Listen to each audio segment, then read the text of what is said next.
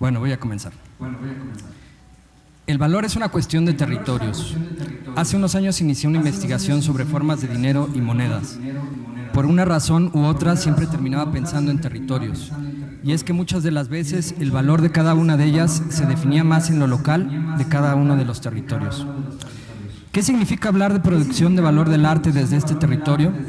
Lo pregunto porque así es que me da pie a puntualizar que no es lo mismo reflexionarlo desde la vieja Europa tratando de reestructurarse económica y socialmente tras los agravios de la crisis económica de 2008 de cara a una migración, como tampoco lo podemos concebir desde la economía grande del mundo como nuestros vecinos del norte, que ante su reciente contienda electoral han evidenciado algunas de sus más despreciables prácticas racistas, las cuales son también algunos de sus peores miedos. La pregunta se hace entonces desde otra latitud, esta es donde la geografía de los calendarios resulta confusa. Además, hay que decir que la pregunta en sí resulta tramposa, pues pensando en territorios nos localiza en uno muy poco explorado, como acabamos de ver, ¿no? Ya sea por idea o por inconveniencia, también puede que por no sonar fuera de tono, esto es lo que ha ocurrido. Insisto que es tramposa, pues es una de esas zonas que parecen inmensas cuando se les mira a cierta distancia y hasta cierto punto tan densas que resulta casi imposible atravesarlas. Podríamos decir que a simple vista la pregunta luce parecido al territorio de una selva. La pregunta sobre producción del valor del arte sin brújula ni mapa podría adentrarnos a un territorio ilimitado. Demarcando terreno. Nos encontramos en un país desde donde la lucha por los territorios físicos no es una anécdota inteligentemente elaborada para ilustrar un discurso curatorial, donde los actos de brutalidad están a la orden del día, tanto físicos como morales, que a veces pareciera que como única opción queda el negociar uno mismo el hartazgo y el constante desgaste. Por poner un ejemplo, acabamos de ver esta semana el despojo territorial contra una comunidad cuyo error es estar en medio del camino del progreso, es decir, tener casas en medio de un proyecto de construcción de una autopista federal. Estas son las imágenes que tienen que ver antes. Ok, aquí vamos. A pesar de que los pobladores indígenas contaban con un amparo legal que concedía la suspensión definitiva del proyecto, que evitaría el despojo y el despojo de su territorio y sus recursos. El poblado fue rodeado por la policía estatal, donde allanaron, desalojaron y demolieron con maquinaria de la constructora IGA. Desde este paraje nos encontramos realizando esta pregunta, aunque unos tal vez más cerca que otros. Quisiera decir que también, por otra parte, las condiciones económicas en las que los artistas realizan su producción artística no solo definen, sino también inciden directamente sobre su obra. Lo que me direcciona a otras dos preguntas. ¿Cómo se produce el arte y quiénes lo producen? Okay. Siendo claros, existe una interdependencia entre el artista y las instituciones públicas y privadas que exhiben en arte contemporáneo. Es indiscutible que la mayoría o la mayor parte de las instituciones artísticas en la Ciudad de México funcionan mayoritariamente con lo que podemos llamar trabajo voluntario. Es decir, aquel que se genera por voluntad del propio artista, que espera ser exhibido en alguno de los museos o galerías tras haber invertido semanas, incluso meses en la producción de una exhibición y con algo de suerte poder vender algo al término. Generalmente los artistas jóvenes no tenemos las mismas preocupaciones que nuestros coetáneos con otras profesiones, como el esperar la llegada de la quincena simplemente porque nuestra profesión es escasamente remunerada cuando llega a serlo. Esto puede entenderse en muchos sentidos bajo la ingenua lógica de hacer el arte por amor al arte o seguir tus objetivos y metas hasta alcanzarlos y otras tantas frases que desde los imaginarios dignos de la telebasura aspiracionales e inspiracionales plantean una especie de éxito a partir del uso de la autoexplotación y el pensamiento siempre optimista. No he dudado que en mi modesta carrera como artista que la mayor parte de mis colegas y tutores y amigos de profesión disfruten y amen realmente lo que hacen. En parte, esto es lo que da una excitante forma a la experiencia de estar involucrado en este pequeño cosmos llamado comunidad artística. Es sorprendente la pasión con que se ven comprometidos y envueltos en cantidad de proyectos con muchas veces no más presupuesto que el que una institución destinaría para arreglar algún desperfecto de plomería en su mueble artístico. Y justo este es uno de los puntos. El artista está dispuesto a trabajar en condiciones precarias con muchas de las instituciones porque realmente se siente parte de una comunidad que le da sentido a su producción y está dispuesto muchas veces a tener sacrificios que no admitiría en ningún otro campo laboral. Existe la idea relativamente común de que el arte es hecho para el bien propio y de la humanidad. Además es valorado por sus consumidores en museos, por los investigadores, como acabamos de ver, y curadores como un bien en función del conocimiento común. Por ello incluso tenemos museos universitarios. Y por el mercado y coleccionistas con una propiedad, con una inversión o al menos un símbolo de estatus. Entonces, ¿por qué no valorar dicho bien como otra labor que genera todo lo antes mencionado con una remuneración a tiempo? Por otra parte, amar tu trabajo no significa que lo tengas que hacer gratuitamente y aún más cuando tu labor es considerada muchas veces una luxury commodity. Entendamos que los artistas autorizamos mucho de esta situación, a veces simplemente por nuestra necesidad de reconocimiento, como una extensión de una hipertrofia aguda del ego. Hace unos años, ante un jurado en la preselección de un concurso de un banco cuyo nombre no quiero recordar, uno de los jueces me comentó que la economía no tenía nada que ver con el arte, al menos no como yo lo estaba planteando en este proyecto. Y recuerdo su especial escozor cuando le mostraba una pieza que abordaba sobre salario mínimo y remuneración. Aunque no me lo expresó directamente, siempre sentí que para él abordar dicho tema era una especie de sacrilegio al sagrado, poético, formal y autónomo territorio del arte, del cual fungía en ese momento como figura que resguardaba tales ideales. El territorio de nuevo, pero esta vez como un corredor de ideales desde no ideologías. Y es que existe una firme creencia que hablar sobre dinero o remuneración en las artes es un tema de mal gusto, bajo el sospechoso argumento de que por sobre todo debe imperar la creatividad como productor del valor artístico. Se deja en la oscuridad total la obligación de las instituciones públicas y privadas en materia de remuneración a los artistas. Tan desorganizados y buena onda como somos los artistas, no hemos podido hasta el momento proponer otras iniciativas creativas para vincularnos con las instituciones y los mercados, no solo para generar otras formas de circulación de la producción artística, sino además incluir en la reflexión las formas de remuneración en las artes. Todo lo hemos dejado en manos de la buena voluntad de las instituciones en esta extraña relación bipolar. ¿Es estructural la falta de remuneración en las artes? Es bien sabido que existe una coincidencia en las inversiones al arte de capitales privados, al mismo tiempo que hay un recorte en materia de seguridad social. Y sí que existe una creciente tendencia y generalización de evaluar cada vez menos el trabajo en las sociedades de producción contemporáneas. La crisis del 2008 acentuó todas estas características que otros autores ya han hablado en estas mesas. Bueno, las faltas de remuneración en las prácticas artísticas, la flexibilidad de las condiciones laborales ante las instituciones públicas y privadas pueden verse como una organización colonizadora de las formas de remuneración en el trabajo fuera del mismo arte. Generalmente cuando veo a los artistas que trabajan con temáticas sociales que muestran los fuertes procesos socioeconómicos bajo los cuales son explotadas comunidades marginalizadas, me pregunto constantemente si ellos mismos han sido capaces en su labor de evitar la explotación que es común en los mercados profesionales del arte. El precariado suele entonces depender de la subcontratación cuando el proceso económico empresarial y mercantil que se desentiende de sus responsabilidades al contratar a un externo o una empresa de gestión que a su vez contrata solo al personal necesario de manera temporal. El mundo del arte replica todas estas prácticas constantemente. No es mi intención hacer un comparativo entre las condiciones del precariado, que es donde nos inscribimos la mayor parte de los productores artísticos y puede ser transitorio la mayor parte de las veces, y el proletariado, que en sí es una clase social, con las específicas. Si no quiero dejar claro que actualmente ambos comparten. Por todas partes se pierde, no todas las partes pierden. La esfera del arte tiene una relación problemática con la manera en que se vincula con las ganancias. Se ha hablado bastante sobre la especulación en el arte contemporáneo. Algunas de estas posturas suelen ser infértiles y poco serias, otras se encuentran en este punto la ocasión precisa para criticar lo que de entrada detestan sin detenerse a comprender. De esto nada me merece mención alguna.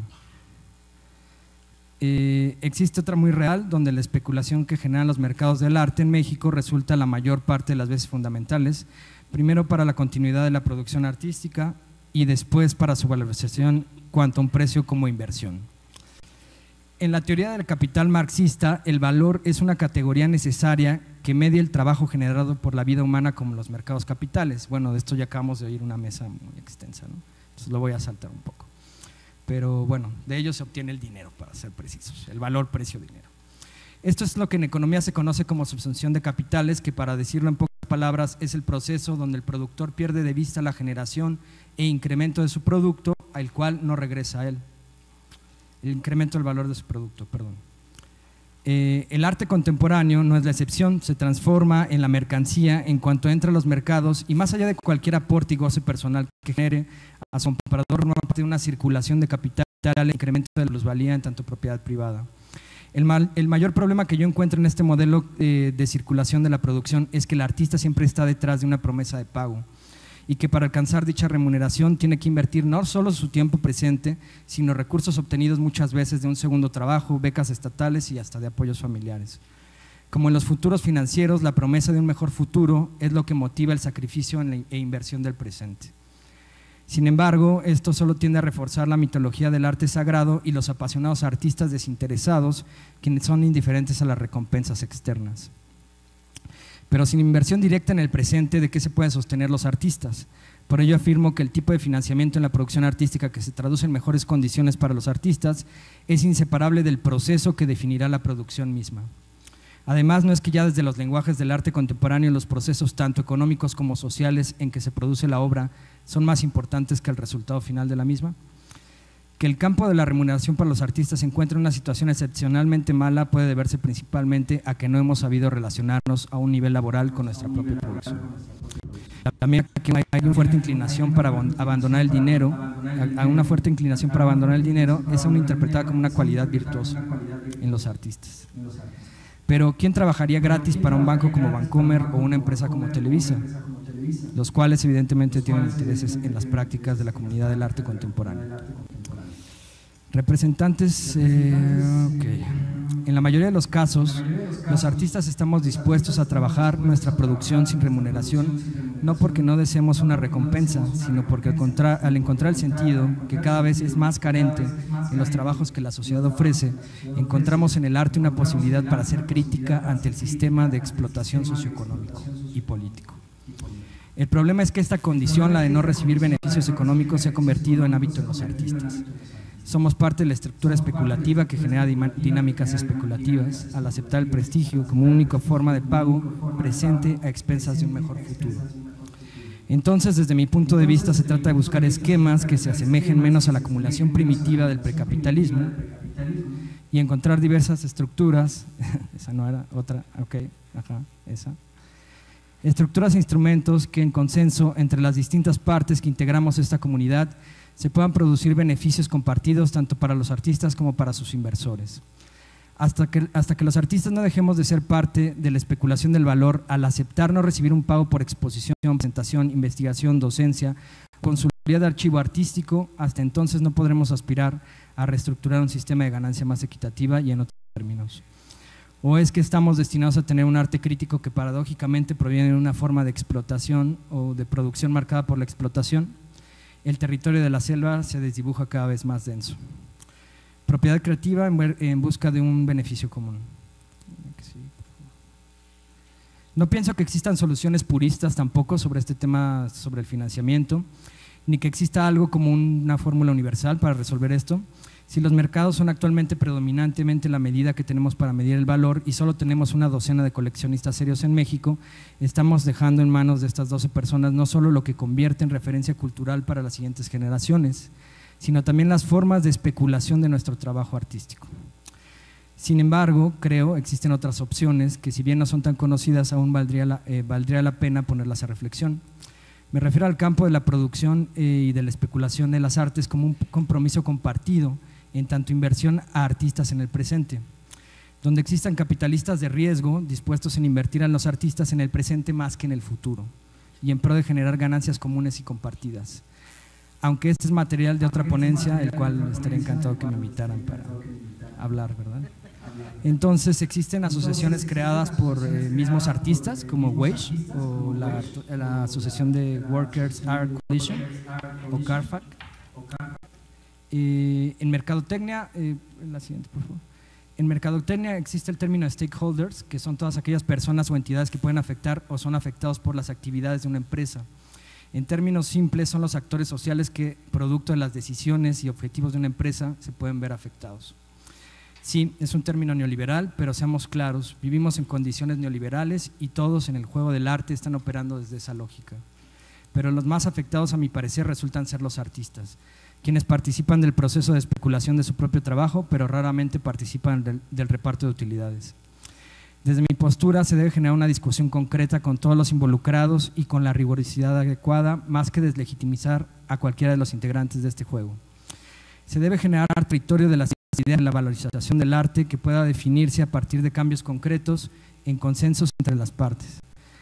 Primero requiere una organización de parte de los artistas y posteriormente un diálogo con los otros integrantes, incluyendo al Estado en su función como uno de los mediadores de los valores generados en la producción. Si nadie es inocente, al menos deberíamos de tener mayor control sobre las ganancias de nuestra producción y saber quién va a pagar por las horas extras. Así podríamos tener un territorio menos pantanoso, más transparente en cuestión de pago por trabajo artístico. Al inicio comencé a viajar en una selva donde ni siquiera tenemos un mapa de la misma, espero que no me haya ocurrido, pero no es mejor que ese mapa sea trazado por quienes la habitan y la exploran día a día, que ese territorio sea el campo tanto de la avanzada como de la partida para vincularnos, pero en mejores términos. Al final no hay que olvidar que las selvas en México siguen siendo un territorio aún para la resistencia. Y eso sería todo, gracias.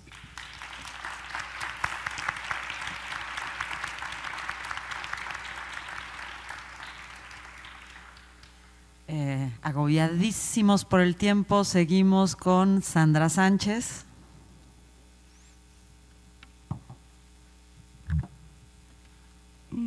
Aunque hablar de generación es complicado y ya ha habido otras discusiones que por lo menos la comunidad de arte de la Ciudad de México hemos tenido al respecto, creo que más allá de llevarlo a esos parámetros de generación, sí hay discusiones que tenemos en común y creo que un poco el texto de Alejandro y el mío van a espejearse, aunque creo que al final las propuestas sobre qué hacer ante el problema son distintas.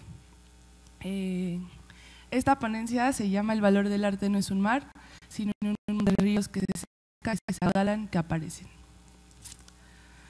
Empezar a hablar sobre el valor del arte requiere una primera pausa en donde el singular se convierte en plural con la finalidad de diversificar los focos más allá de un reflector que únicamente apunte al mercado. La pluralidad, aclaro, es una estrategia analítica, pues como en cualquier red, los hilos se cruzan para formar el entramado. El estudio del mercado del arte dota de valor a las obras. Sin embargo, es un campo muy específico con problemas particulares en donde la especulación es tan solo la punta del iceberg. Hoy en día, algunos teóricos ubican la especulación no solo en las piezas, sino en el propio artista. En el texto que Mayra Luna escribió para el blog de Crítica, menciona que el modelo de artista emprendedor ha cambiado al de artista especulador, y la voy a citar.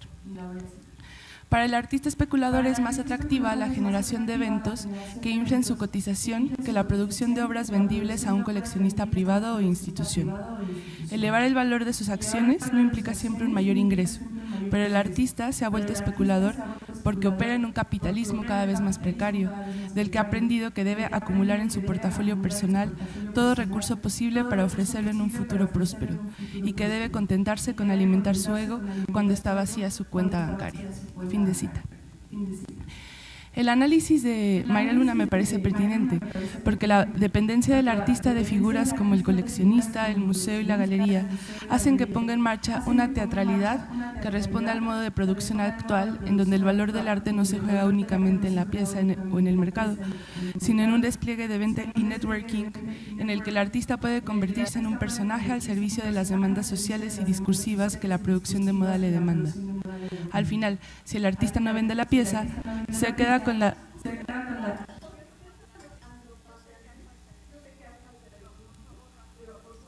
Claro, sí. Voy a regresar después de la cita. El análisis de Mayra Luna me parece pertinente porque la dependencia del artista, de figuras como el coleccionista, el museo y la galería, hacen que ponga en marcha una teatralidad que responde al modo de producción actual, en donde el valor del arte no se juega únicamente en la pieza, sino en un despliegue de venta y networking en el que el artista puede convertirse en un personaje al servicio de las demandas sociales y discursivas que la producción de moda le demanda. Al final, si el artista no vende la pieza, se queda con la satisfacción de un reconocimiento colectivo, con el cual no va a pagar la renta, pero supuestamente se va a sentir reconocido. Sin embargo, quedarnos solo con la figura del artista como especulador sería reducir el gran número de intenciones artísticas a un solo modelo. Lo que me interesa desarrollar en esta charla es qué otro tipo de producción el artista, aquí debería empezar a decir los artistas, están valorando cuál es su papel dentro de una social específica que lo lleva a vivir en muchos casos, en la mayoría de los casos, en la precariedad. El valor como obra. El arte contemporáneo es un campo con múltiples normas donde los intereses pueden ir de la mímesis al arte relacional, de la abstracción a la propaganda, de la figuración al arte sonoro. Los polos que acabo de enunciar son un chiste. Ya que actualmente creo que hemos abandonado una lectura ingenua de una dialéctica que simplemente lleva a una síntesis por el encuentro de contrarios. Más bien, creo que nos encontramos en un momento donde el artista ha dejado de depender de una tradición para rechazarla o adherirse a ella, centrándose más en un problema o necesidad específica que lleva a fines mediante un medio material. Pondré dos ejemplos de valor que no tienen como centro de producción o como intención primera la especulación y el mercado. Por un lado está la pieza La idea de $1.000.000 del artista Chantal Peñalosa, en la que se dio a la tarea de dibujar tal cantidad de dinero con monedas de 10 centavos en hojas tamaño carta, utilizando la técnica del frutage. La pieza hace pensar en la forma en la que configuramos nuestro deseo, cuya fuerza nos lleva a acumular cantidades de dinero o de cualquier otra cosa. Aquí estoy viendo la pieza como una especie de metáfora. En las hojas se despliega en espejo el tiempo y el desgaste que realizamos física o corporalmente para cumplir con la idea regulativa que elegimos para dar sentido al mundo. En la exposición, la artista incluyó una hoja sobre una mesa en la cual se dibujan o borran monedas para siempre tener $1, haciendo evidente que el dinero forma parte de un sistema más amplio donde el valor de nuestra moneda depende de un mercado global. La idea de $1.000.000 habla sobre la especulación, reflexiona sobre la representación de lo que en apariencia parece difícil o imposible de imaginar.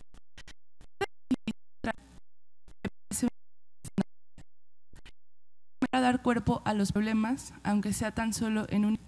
abre la posibilidad de diálogo. Una persona podría argumentar que el valor de materializar, de representar lo inacible, no cambia nada al mundo.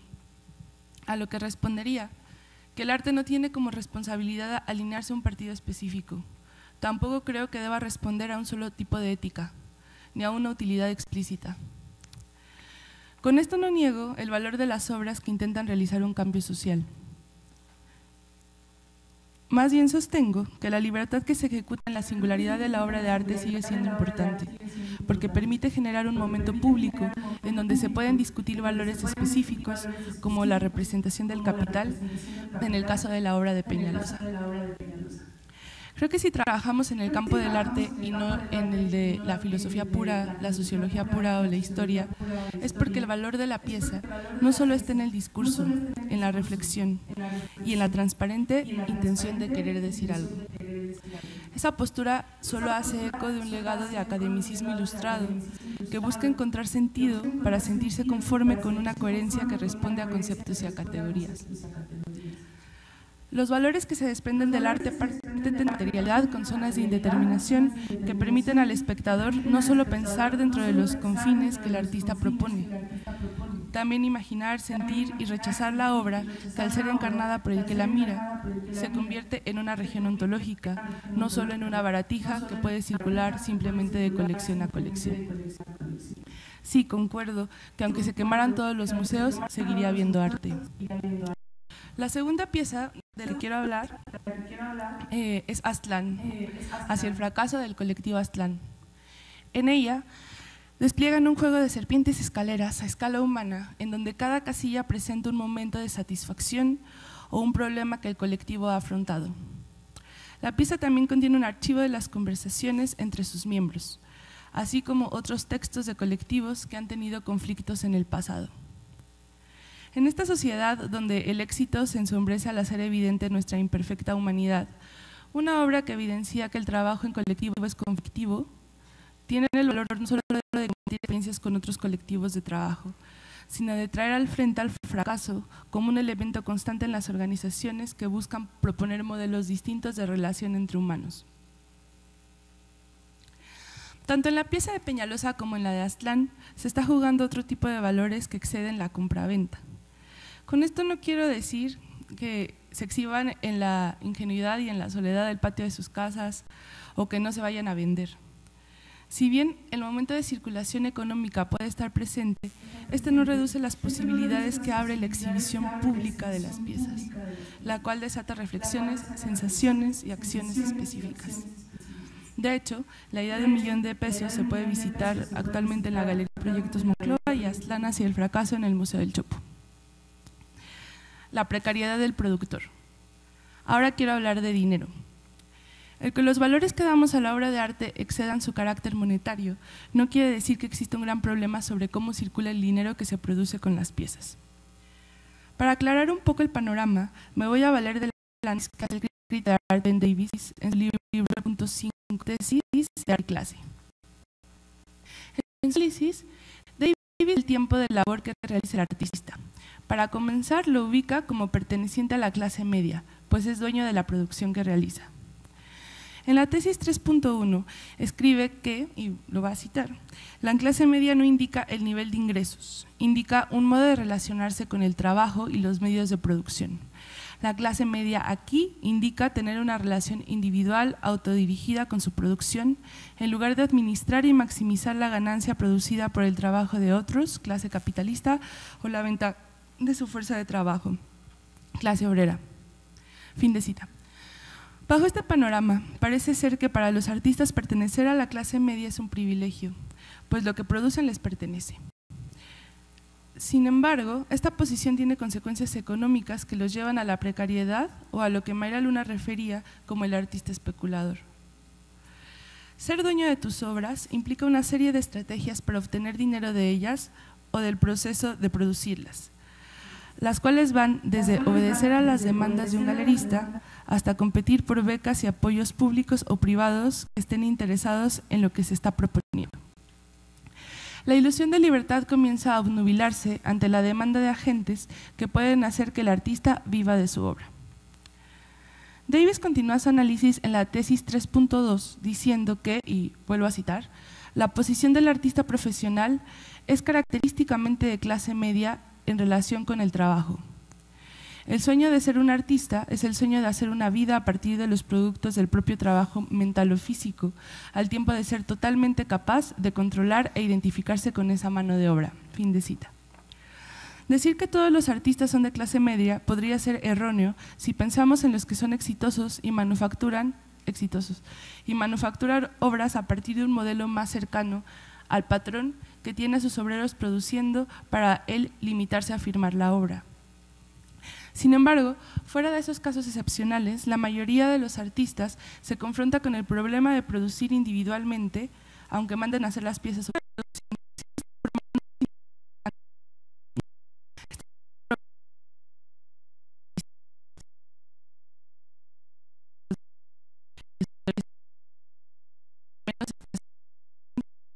Un presupuesto institucional o estatal fijo para operar. Me encantaría tener una solución al problema, pero no. Lo que creo importante es reflexionar sobre qué estrategias podemos realizar como comunidad para generar políticas públicas, como Elena decía ahí, reclamándole directamente al Estado sus responsabilidades, o, por otro lado, estrategias en conjunto para evitar llegar a momentos de hambre o hastío.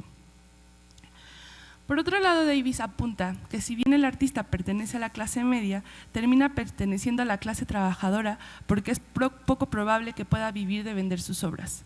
Generalmente los artistas terminan teniendo otros trabajos como maestros, talleristas, diseñadores, decoradores de interiores o de plano actividades que poco tienen que ver con sus intereses artísticos.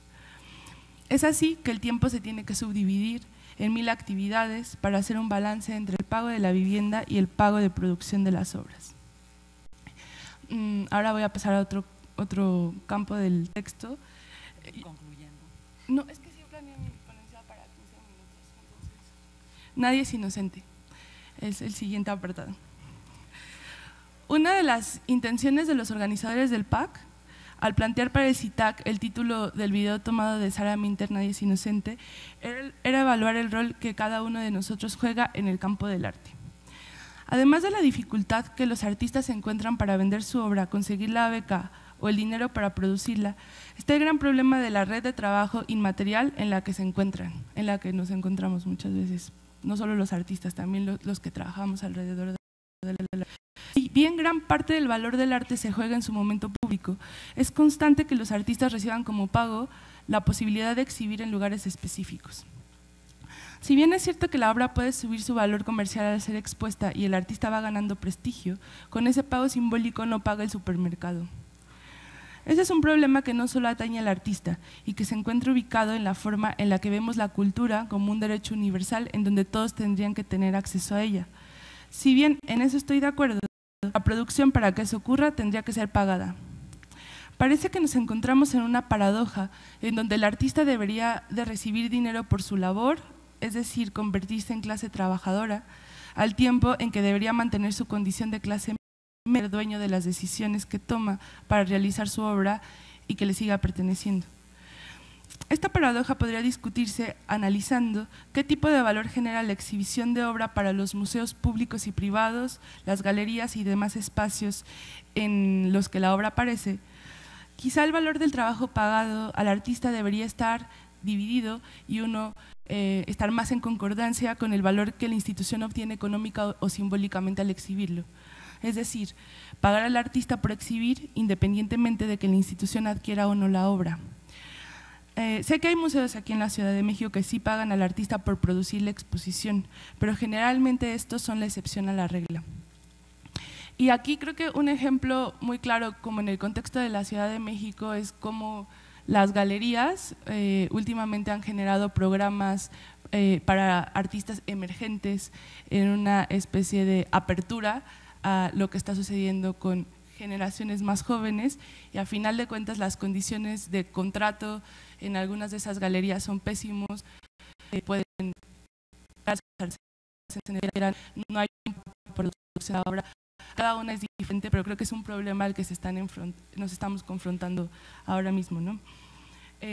Por otro lado, los artistas no deberían mantener una posición pasiva al respecto, o creo que no. Si bien los museos y galerías tienen una circulación específica, siempre queda la posibilidad de generar los espacios de producción y exhibición propios, una acción común en la Ciudad de México. La investigación de Tamara Ibarra, Tomar la ola, Movimiento de los Espacios Independientes en México 2009-2015, llevaba para febrero de este año más de 60 espacios independientes operando en México. Ahora sí, ya lo prometo, ahora sí, ya voy a concluir con una autocrítica. El pensar en modelos alternativos de exhibición y venta no es el paraíso. Si bien en un espacio de exhibición propio el valor simbólico que se genera pertenece a él mismo, se abre una cantidad de problemas económicos considerables. Hablaré de un caso a modo personal de Bikini Wax. Bikini Wax, el grupo del que formo parte con otras 9 personas y que Daniel es uno de los miembros fundadores, cuenta con un programa de exhibición, reflexión teórica y convivencia.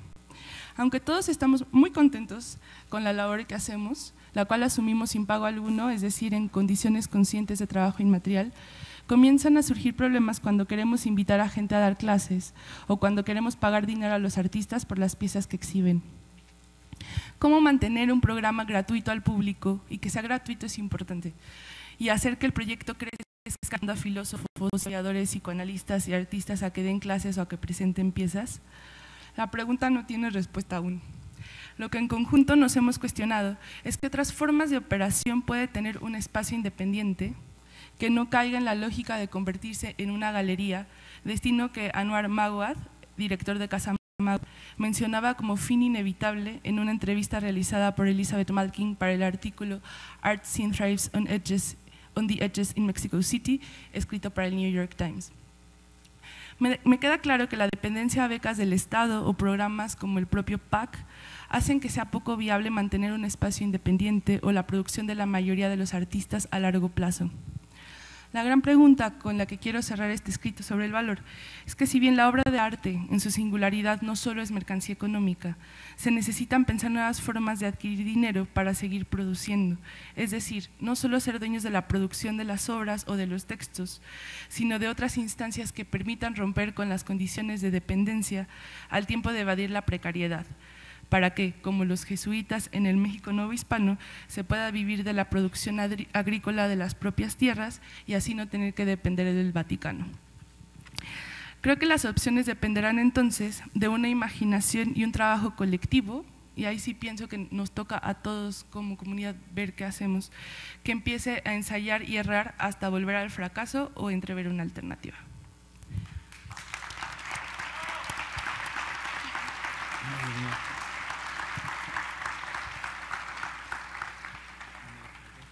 Bueno, vamos a acabar presionando a Daniel Aguilar Rubalcaba para que…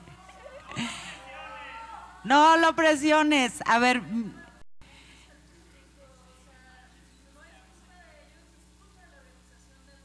No fue mi culpa, fue la culpa de Pilar Villela Mascaró.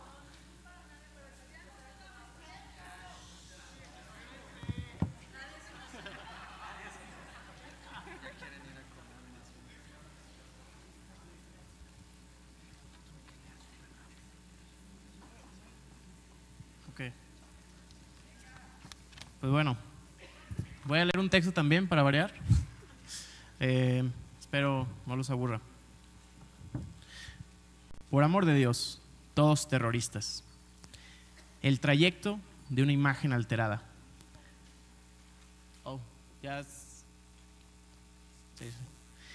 El trayecto de una imagen alterada. Este texto trata sobre una imagen, no cualquier imagen, una imagen de telenovela invertida. Una imagen que era rica y se volvió pobre, es decir, perdió resolución. De RAW 7200 dpi pasó a PNG 72 dpi. Una imagen que bien podría contener el relato de una herencia perdida, alterada, enferma. Una imagen que radica en otras imágenes. Una imagen trayecto Ixtapa 2005, Londres 2006, Nueva York 2007 y Culiacán 2008. Ixtapa 2005. Durante el último año de Vicente Fox como presidente de México, los hermanos Beltrán Leiva aún trabajan para el cártel de Sinaloa, administrando la seguridad en las importantes plazas de Guerrero y Sonora. Mientras tanto, la amenaza narcomilitar de los Zetas se expande por el país bajo el modelo de franquicia, protegiendo al cártel del Golfo de sus enemigos, el cártel de Juárez y el cártel de Sinaloa. Por su parte, Valentín Elizalde toca a Mis Enemigos en sus últimos conciertos. Y la familia michoacana se organiza silenciosamente para un día alterar el narcomapa nacional. Pocos meses faltan para que se instituya la guerra. Como el título de este encuentro es Nadie es inocente, vamos a hacer un ejercicio de imaginación y admitamos que somos Damien Hirst. Andamos por Guerrero en la playa Ixtapa 2005. Pero claramente nos da igual. Come on, estamos de vacaciones. Venimos a Ixtapa a buscar aventuras entre las olas del Pacífico Sur, pues Maya Morgan, nuestra esposa, es surfista. Casi todo nos da igual porque somos ricos y poseedores de una razón cínica, una falsa conciencia ilustrada, como diría Peter Sloterdijk.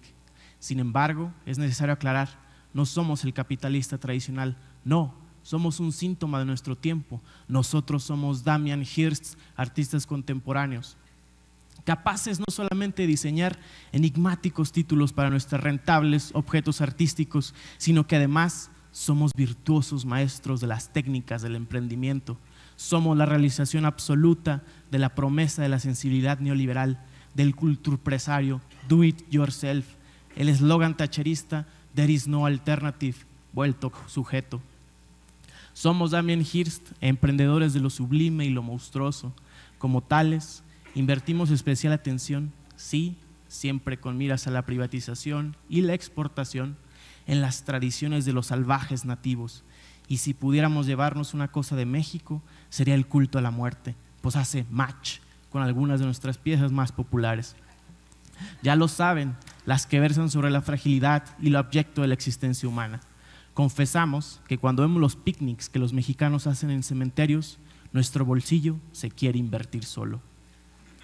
Entendemos que la plusvalía es proporcional a la perversidad creativa de los productos que hacemos y es nuestro deber como negocio encontrar la manera de liberalizar y tratar la familia mexicana. Inspirados por la Mass British Museum, pasamos las tardes dibujando caños por algunas de las casas de descanso. De pronto descubrimos que ya no es Día de Muertos en Ixtapa 2006.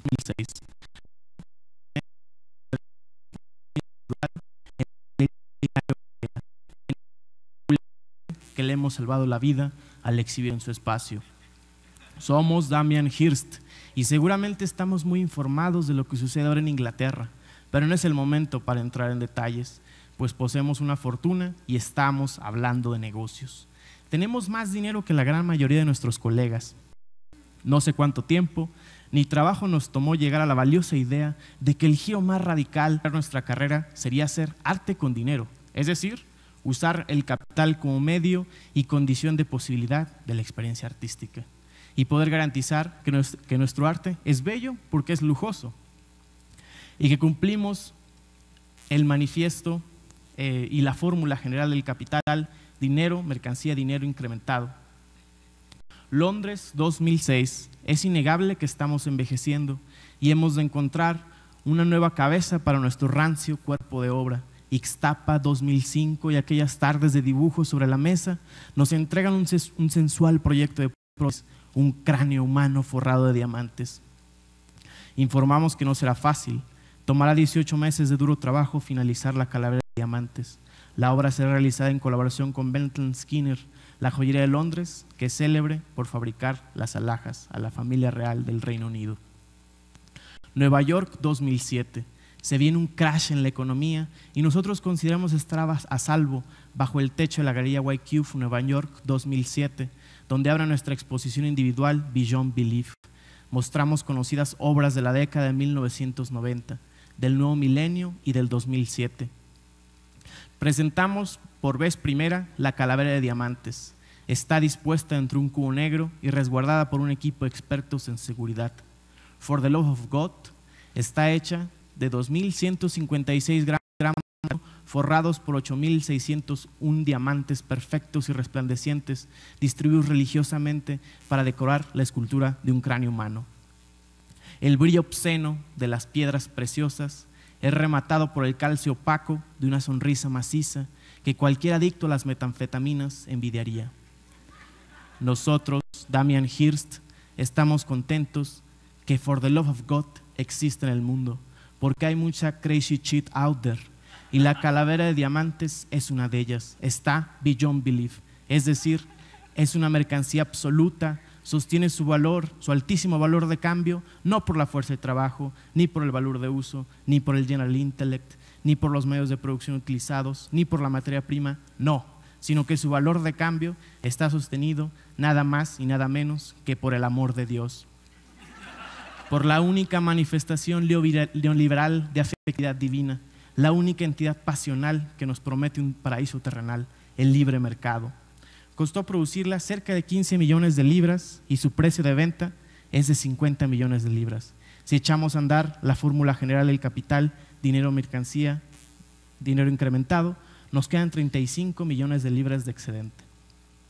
Escuchamos rumores que dicen que nadie quiere comprar la calavera, que nadie puede pagarla, y mucho menos ahora, que dicen que se viene un crash que podría incluso quebrar diamantes.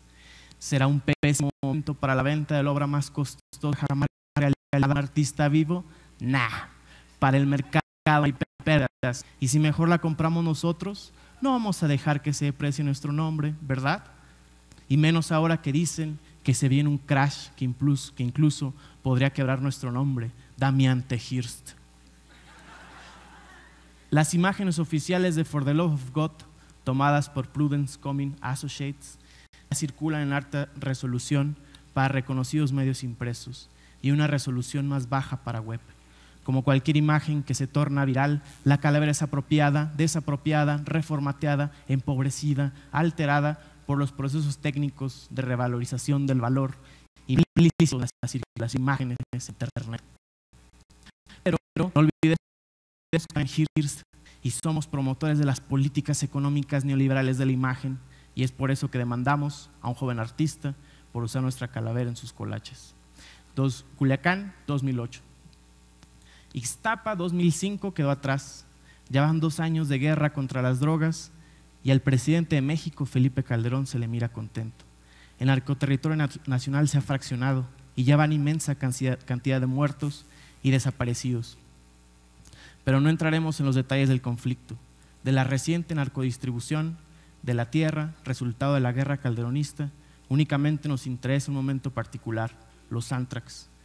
El cártel de Sinaloa es el cártel más poderoso de México, el más beneficiado por la guerra contra las drogas y el que tiene más enemigos. Los Ayerano Félix en Tijuana, los Zetas expandiéndose por Nuevo León, Tamaulipas, Coahuila y Chihuahua, y los Beltrán Leiva en Guerrero, Cuernavaca y Sinaloa.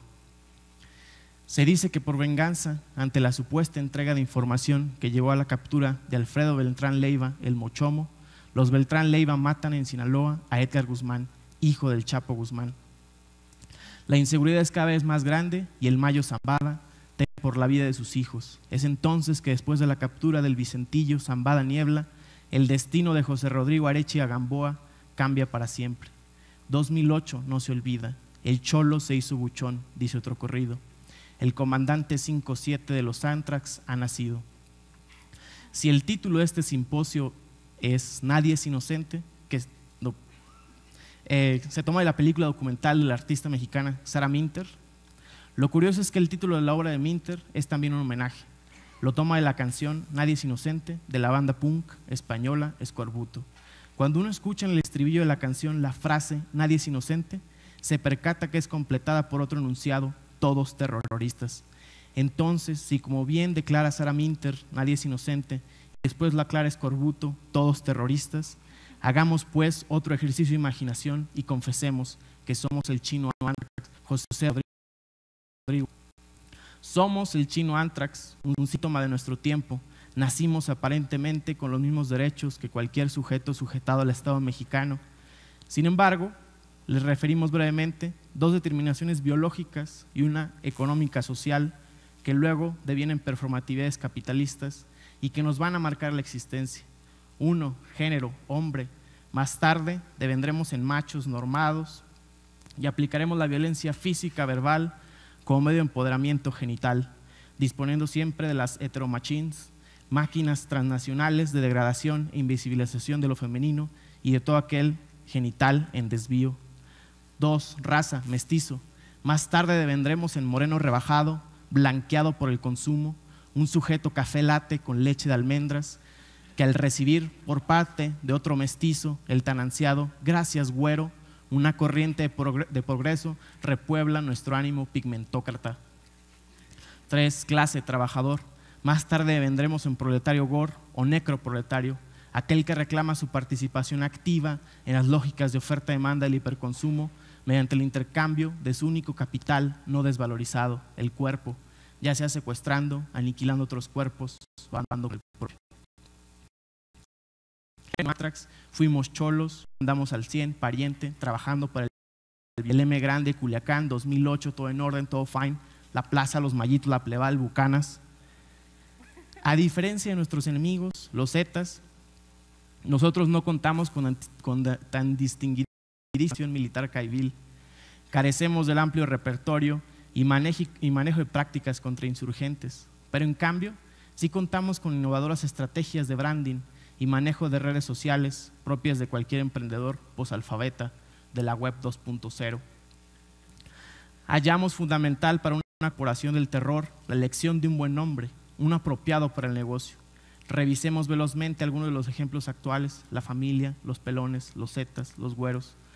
¿Cuál es el parentesco entre tales nombres? Claramente que todos son pésimos. Al contrario, nosotros bautizamos a nuestra corporación con el mejor nombre, los Antrax, pues es de sonoridad evocativa, múltiple, ansiosa, que enferma pero estimula. Entre sus letras hay puños de testosterona alterada que lo mismo podrían evocar una banda de grindcore o una refaccionaria de Harley Davidson o una planta de reciclaje de botellas de Red Bull, pero la sonoridad que nos maravilla y buscamos es cuando los Anthrax suena un ejército de muertos vivientes exportado y rendereado de Call of Duty. Y vivimos satisfechos con nuestra elección, pues como bien lo dijo Nicolas Cage, el mundo se verá al infierno por correo, y los Anthrax también podría ser el nombre del único servicio de paquetería que usa el diablo. Somos el chino Anthrax y nuestra sensibilidad pospolítica se configuró bajo las imágenes de los atentados del 9/11, ese globalmente televisado regreso a lo real. Le tenemos gran respeto y admiración a Osama Bin Laden porque es el único verga que le ha dado de vergazos a los vergas de los gringos y en su territorio a la verga. Los Anthrax es un nombre distópicamente correcto porque sintetiza en un mismo producto las dos grandes paranoias estructurales del siglo XXI. Uno, la paranoia aspiracional, que tienen en común el obrero gore maníaco, el acelerado corredor de bolsa yanqui y el inmundo político mexicano tecnócrata, que todos padecen paranoia aspiracional, resultado de aspirar kilométricas rayas de cocaína para mantenerse muy alerta, al 100, aspirando a la competencia y el libre intercambio, desregulando su cuerpo, sus sentidos, anestesiando las bofetadas de la mano invisible del mercado. 2, la paranoia conspiracional, que tienen en común el white trash clase mediero, el agente protestante de la CIA y el border patrol chicano republicano, que todos padecen paranoia conspiracional, resultado de conspirar aceleradamente en contra de cualquier polvo blanco que acaso transporte Anthrax y así mantener la libertad liberalizada de Estados Unidos y el nuevo orden mundial. Sin embargo, vayamos ahora más allá de nuestro nombre y sus ya expuestas conjeturas terroristas. Hablemos del logo de nuestra corporación, que es la imagen por la que escribimos este texto. Esta imagen es la punta de lanza de nuestra vanguardia narcoterrorista que vamos preparando por Culiacán 2008. No sé cómo es que llegamos a esta imagen de muerte y diamantes, pero ciertamente la descargamos de internet, aunque no descarto que hayamos visitado por casualidad Beyond Belief, YQ, Nueva York 2007, durante un viaje de negocios. Y ahora topamos con Google Images en Culiacán 2008.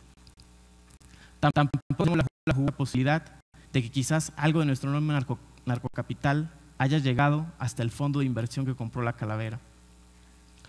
Lo que sí es comprobable, mediante la página de los Anthrax en Wikipedia, que adoptamos la calavera diamantada de Damien Hirst como logo para la corporación.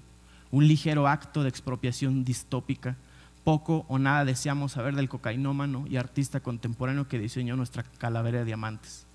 Y si estuviera aquí en Culiacán 2008 con la plebada entre el Perico, el Bucanas y la banda, le daremos de vergazos a la verga para que no se pase de verga el verga. Nuestro logo bien podría ser un momento más de las resoluciones de las imágenes descritas por el artista del postinternet Brad Farrell en su manifiesto, Estéticas Atléticas, donde identifica lo que ahora referimos como 3 formas de valor de la imagen en su circulación por internet. La imagen fundamentalista, la que se resiste a ser copiada, la imagen neoliberal, la que se entrega a la reproducción y circulación siempre y cuando existan regalías, y la imagen anarquista, que en su circulación vierte cualquier tipo de autoridad.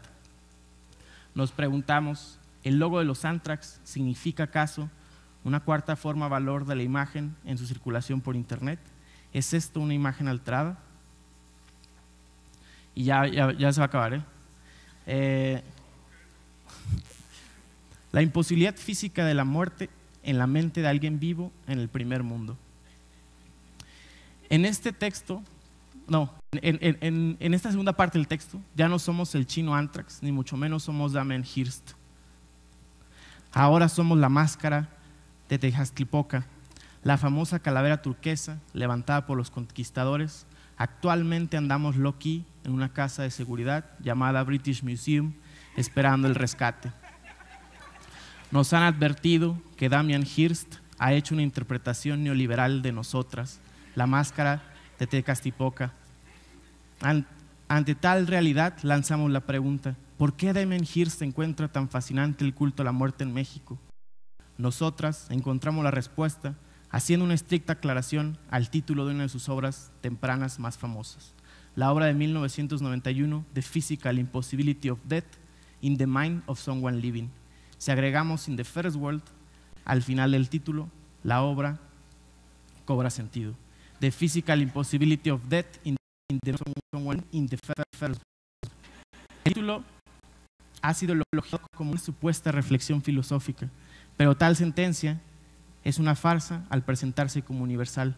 Tan petulante afirmación primermundista sobre la imposibilidad de Hearst de pensar la muerte mientras está vivo encuentra su absoluta negación en México, donde ciertas clases desfavorecidas de sujetos sujetados al mercado-nación deben matar o hacerse matar para vivir y ser partícipes de la oferta y la demanda. Pero estos muertos vivientes que Sayak Valley define como proletarios gore, para estos muertos vivientes no existe tal imposibilidad física de pensar la muerte. Al contrario, la muerte se presenta como la única posibilidad física en su mente. Nosotras, la máscara de Tecaztlipoca, suponemos que la fascinación de Hearst por el culto a la muerte viene precisamente de esa premisa de la muerte en la mente de alguien vivo, que en Londres, 1991, se presenta como la única imposibilidad física y que en Culiacán, 2008, se presenta como la única posibilidad física. Damien Hirst probablemente concluya que la refutación y desrealización de la gran contradicción necropolítica que pone en peligro su cuerpo de obra consiste en hacer una versión actual, enchulada e hiperlujosa de nosotras, la máscara de Tecaztlipoca. Sin embargo, después del logo de los Anthrax, es absurdo afirmar que For the Love of God se trata de una supuesta victoria sobre la decadencia, como afirma el crítico de arte Rudy Fuchs. No, pues la obra encuentra su límite de contravalor en Culiacán, 2008. Antes de que se adelanten a advertirnos que la razón cínica de Damien Hirst todo lo absorbe y todo lo puede, que su capital lo sitúa más allá de toda crítica ideológica y que por lo tanto la desviación de los Anthrax no afecta en lo más mínimo, al contrario, agrega morbo a la pieza y por ende valor simbólico que deviene monetario, quizá tengan razón, pero de algo estamos seguras: la reapropiación inversa no tendrá lugar. Pues si miramos bien de cerca la imagen de la calavera de los Anthrax, está infectada, enferma, alterada. El virus Anthrax ya hizo efecto y es demasiado real para un espacio simbolizado y ordenado por el amor de Dios. Si bien los Anthrax consiguieron apropiarse de la imagen, Damien Hirst nunca podrá tener esa imagen de vuelta, porque como se dice en México, ya la chupó el diablo. Si Damien Hirst desea responder con una obra a la apropiación For the Love of God hecha en Culiacán 2008 y firmada por los Anthrax, se enfrentaría con otra imposibilidad en Londres 2018, The Physical Impossibility of Crime in the Mind of Someone Working, aclaremos también, in the First World. La imposibilidad física del crimen en la mente de alguien trabajando en el primer mundo. Somos la máscara de Tecaztlipoca y sabemos que Damien Hirst es un artista neoliberal y como tal jamás podría identificarse con un criminal real, sobrerepresentado hasta el cansancio en el imaginario político contemporáneo por figuras como el narcotraficante o el terrorista. Identificarse con un criminal real pondría en riesgo la fantasía que da respaldo a toda su autonomía artística, el libre comercio. El caso de la actriz mexicana Keida del Castillo es un claro ejemplo de lo peligroso que puede ser para una figura pública relacionarse con un criminal real. Porque como lo señala Jody Dean, el criminal es la figura imaginaria que encubre y sostiene el exceso de pérdida. Su monstruosidad enmascara el horror de la pérdida, nuestra inhabilidad para responder por las contingencias inevitables. El criminal neoliberal, por lo tanto, está fuera del dominio del riesgo calculable. No podremos nunca estar asegurados contra la pérdida que él inflige sobre nosotros. La lógica es de cero tolerancia. Ningún riesgo es aceptable. Cualquier riesgo es monstruoso e insoportable. El chino Anthrax, preso desde 2014 en una cárcel de máxima seguridad en San Diego, California, y no en una prisión mexicana, es una muestra que explica la ansiedad proyectada del gobierno de los Estados Unidos hacia los narcotraficantes, donde la tarea del Estado es remover de toda amenaza a la fantasía neoliberal del libre comercio. En este caso, mediante la subtracción segura y aislamiento esterilizado de los cuerpos de aquellos proletarios gore que decidieron romper su condición de sujetos sujetados al Estado, mexicano o norteamericano. Somos la máscara de Tecaztlipoca y concluimos que, usando sus propias tecnologías de producción y circulación. La imagen alterada del logo de los Anthrax representa, además de un ejemplo de expropiación distópica, un límite a la forma-valor de la imagen neoliberal.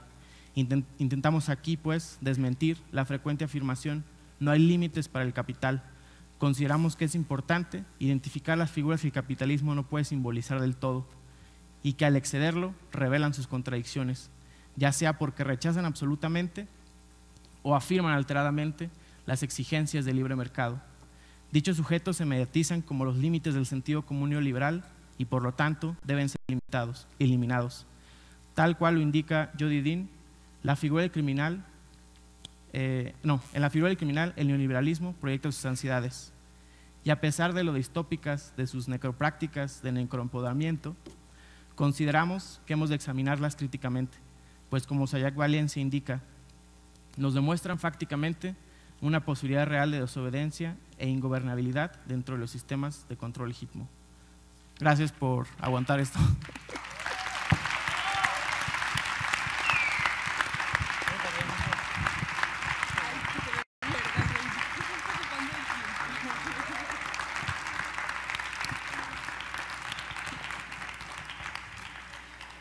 A ver, yo tengo que preguntar antes de pasar a la sesión de preguntas y respuestas, ¿cuánto tiempo tenemos para irnos del teatro? Perdónenme por haber sido tan grosera, pero no sé si haya alguien, ¿cuánto tiempo podemos dar de preguntas y respuestas? Hasta las 3. Y tenemos que presentar los nodos. Entonces, a ver, Sandra, pero eso es que esos son los nodos, entonces los van a invitar los de los nodos. No. A ver, 2 preguntas y nodos y nos vamos. Bueno, gracias por darme la palabra. Solo quería preguntarle a Daniel si en su elaboración, muy bien escrita, nunca pensó en decir si también somos el cuerpo de Julio César Mondragón, que es la figura más intolerable de la relación que hoy existe entre capital, dinero, Estado y, ¿por qué no, arte? Quién sabe, ¿no? Me llama la atención que haya una especie como de, o sea, no sé si me equivoco, pero como de apología, ¿no? De somos los Anthrax. No sé hasta dónde llegamos a entender, yo creo, hasta dónde llegamos a entender lo que está ocurriendo en México, que está simbolizado en esa intolerable imagen que viene a cambiar todo lo que hemos pensado sobre la muerte en México, sobre el crimen, sobre la idea de víctima, sobre la idea de justicia, sobre la idea de verdad. Bueno, solo eso. Si no somos también Julio César Mondragón.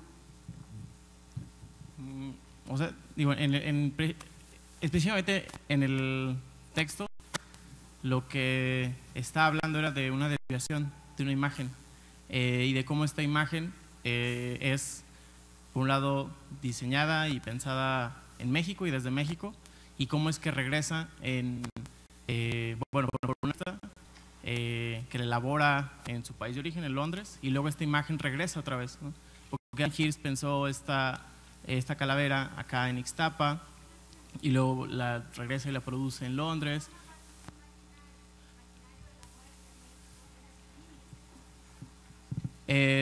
Sí,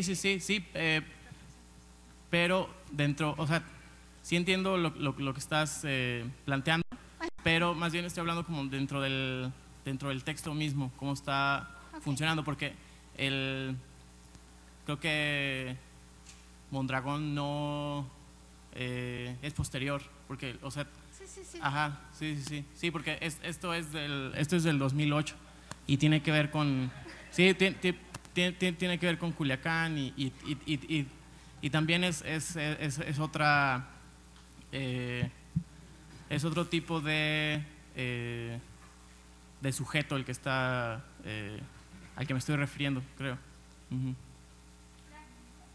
Sí, también a una imagen, cómo se transforma. ¿Otra pregunta? Comentario. Ahí arriba.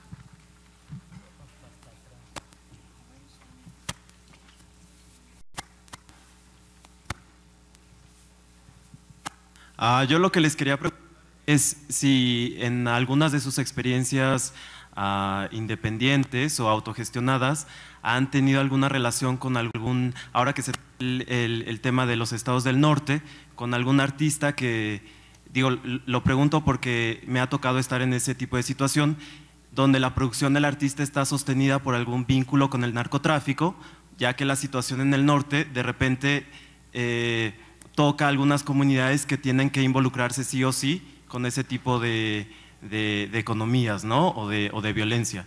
Por una parte, y por la otra, ¿qué tipo de referentes están utilizando o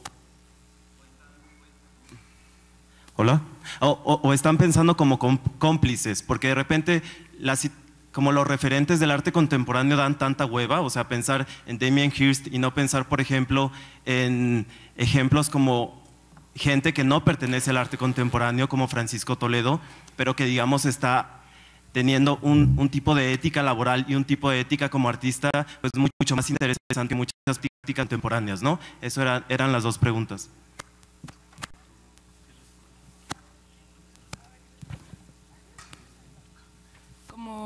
Creo que Daniel igual va mucho más al norte y a Tijuana, no sé qué meme yo, pero yo no conozco a artistas directamente relacionados con el narcotráfico. Creo que por aquí andaba Ingrid de… No digas. Bueno, no. No sé, o sea, si lo justo mejor no. sea O sea, decir nombres. lo que quería decir, no hay nadie, no conozco a nadie relacionado con el narcotráfico. Sé que vinieron al CITAC personas de Tijuana, que igual después pueden platicar afuera, y el único proyecto que yo conozco más de cerca es escritorio de procesos en Mexicali, y lo poco que hemos como platicado cuando fui a visitarlos para allá eran problemas muy similares los que había en Bikini Wax y los que había allá en cuanto a financiamiento, ¿no? Y cómo los proyectos empiezan por autofinanciamiento y por condiciones de trabajo inmaterial. Creo que ellos ahora, a principios de este año, a finales del pasado, ganaron una beca, pero el gran problema que yo veo es que uno no puede estar viviendo de becas, ¿no? Uno no puede estar viviendo de apoyos estatales o privados, y como la gran pregunta que quería lanzar, que también vamos a seguir trabajando en un seminario en Bikini Wax, es qué otro tipo de economías podemos generar como colectividad, que quizá ahí sí estoy como de acuerdo contigo en que quizá no tengan que ver necesariamente con vender obras de arte o con el arte, porque ¿qué otro tipo como colectivo podemos hacer para vender, para sacar dinero y no tener que estar solamente dependiendo de un modelo o del otro? No porque los modelos no funcionen, o sea, no por querer eliminar. Creo que lo que decía ayer Elena Chávez me parecía súper pertinente, ¿no? Hay que exigirle al Estado sus responsabilidades, también a la iniciativa privada las suyas, pero creo que tenemos que hacer ejercicios de imaginación más allá de ese binomio, y porque el problema es un problema compartido, ¿no? Como de la precariedad del trabajo y del trabajo inmaterial. Yo quisiera contestar algo. Creo que aquí es uno de los puntos muy específicos del poder que tiene el mercado, que es que muchos de los autores que pasaron por estas mesas dijeron que se subsume un poco de dónde vienen esos capitales que financian esas cosas. Entonces, realmente el artista no tiene esa posibilidad de verificar o tener esa conexión directa con esos capitales. No te sabríamos decir, yo hasta donde podría saber, ¿no? Una conexión clara entre eso, pero creo que el mercado es donde está mucho más conectado con esa parte, y es donde hay una responsabilidad muy fuerte, ¿no? Acabamos de ver todo este problema de Mossack Fonseca, por ejemplo, de las compañías offshore, y entonces, bueno, podemos ver evasión de impuestos. ¿De dónde crees que venga todo ese dinero que no quieren que sea visible? O sea, evidentemente viene de lavado de dinero, como decía, bueno, no de lavado de dinero, pero el narcotráfico, que justamente va a parar a estos lugares, ¿no? Y que puedes como de alguna manera justificar como Videgaray, ¿no? Comprarse una casa con 3 pinturas, ¿no?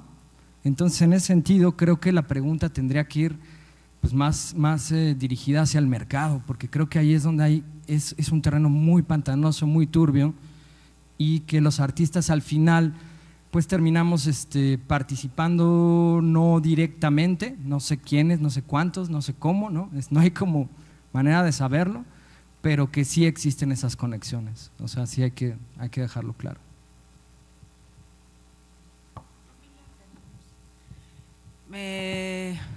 Tenemos 2 visiones muy diferentes, 2 formas de hablar diferentes, formaciones diferentes. Nos faltó el mercado en este cita, que esta es una cosa muy, muy importante que decir. Lo que no tuvimos aquí representado fueron galerías, y hay visiones con las que yo no estoy de acuerdo y que creo que son un poco facciosas, como la que acabamos de… Pero bueno, sería para otra discusión, porque sí… Es muy importante la presentación de los nodos, porque es donde vamos a poder seguir esta discusión. Entonces vamos a dar por concluidas aquí las mesas. Quiero agradecer muchísimo a nuestras traductoras que han hecho un trabajo.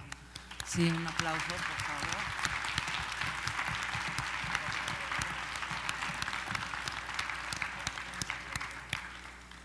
Y bueno, seguiremos la conversación por otros en la cantina y por otros medios, y ahorita van a pasar Cristian Gómez y Mariana Munguía a explicarnos cuáles son estos otros medios.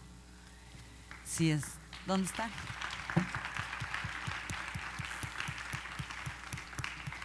Un segundo en lo que hacemos el cambio de escenografía.